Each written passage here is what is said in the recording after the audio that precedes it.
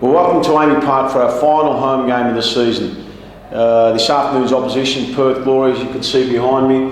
Like most teams in the competition, certainly ourselves, have got a few selection headaches in terms of international duty and suspension. This week, obviously, Burns, who adopted a central defensive role last week, is obviously not available through suspension, and Michael Thwaite, who, like ourselves, in Marco Roas, Archie Thompson and Mark Milligan, is away into international duty. So for Perth, the back four is going to be unsettled, a little bit like ourselves over the last 2 weeks. C. Panellini is an option to come in. Obviously at centre back, he's played quite a few games there this season, so he's an obvious choice. And also Dean Heffernan and also Clisby, who have played in central defensive positions for Perth. He's got the option there to bring two of those three back into the side, and from there Janison and Risden, who've been ever present at fullbacks,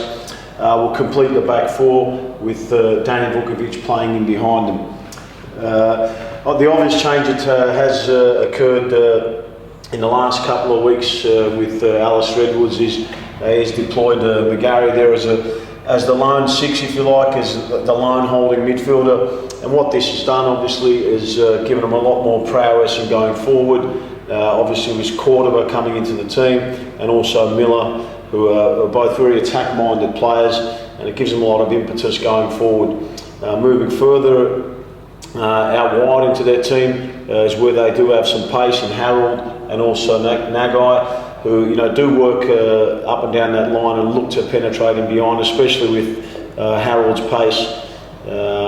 He can cause some problems to teams, and obviously we're well aware of this. And the skillful player Nagai, does want to get the ball to feet and play with his back to the touchline, coming inside and causing problems coming into these areas here, as well as going outside. So in those wide areas, with the supply of ammunition from these two guys here, Perth have caused some teams problems in the past, and we're well aware of this. Travis Dodd is the obvious choice. He did come on last week for Shane Smeltz, who obviously is not going to be here through international duty as well. He did come in as the striker, if you like, that lone striker, playing that role for him. So he's an obvious choice in that respect. But also Harold has played with him before. Looking at it from our perspective, it certainly is a formation that we'll look to get at and really attack. As I said, it's our last home game of the season. It's an opportunity for us to really cement that third place going into the finals. And from Perth's perspective, what we expect from them, the reality is it's probably a must-win game for them. Albeit they'll have another chance next week, but leaving it as late as the last game of the season might not suit them. So hopefully they'll come here with a attacking presence, and all the fans that do turn up tonight will see a great spectacle. Certainly from our perspective, it's going to be the same as usual. Trying to play a possession-based brand of football with a lot of attacking flair. So hopefully we get the 3 points tonight, and thanks for joining us throughout the season.